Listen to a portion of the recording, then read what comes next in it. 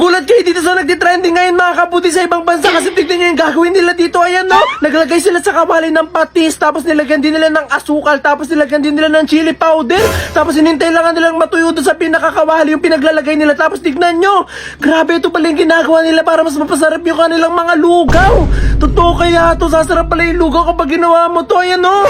Wow! So, dahil sobrang ako na-curious nga sa lasa nga, so gagawin natin yon kasi sakto meron nga ako ditong lugaw at nandito na nga rin yung ating kawa. So umpisa na natin. So buksan muna natin itong ating lutuan. So bago daw natin ibuhos itong ating patis, kailangan mainit na mainit daw itong ating kawa. So mainit na itong ating kawa. So maglalagay na tayo dito ng patis. Ay, marami ata. Natin ng ganyan. Dami ata. So, kailangan matuyo itong pinakapatis na nilagay natin dito sa kawa. Tapos, kapag nakita na natin na nagiging ganito na yung ating patis, maglalagay na daw tayo ng sugar. White sugar daw yung kailangan ilagay. Yan. Tapos, maglalagay daw ng chili powder. Optional lang daw to, pero maglalagay pa rin tayo. Yan. Tapos, haluin natin.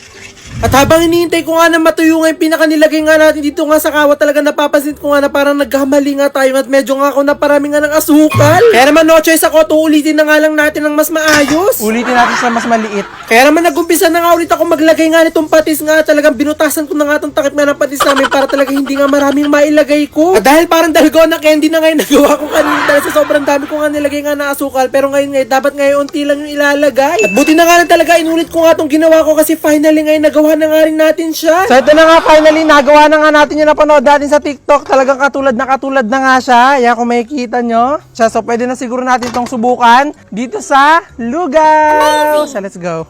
Kuha tayo.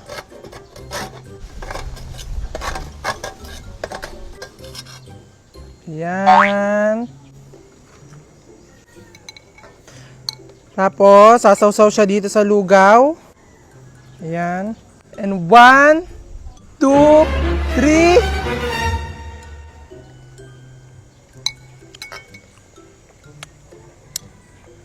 Wala.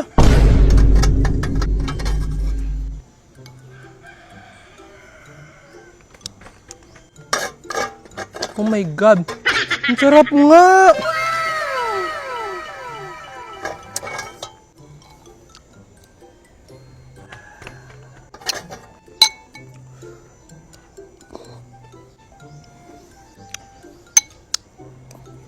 Amazing!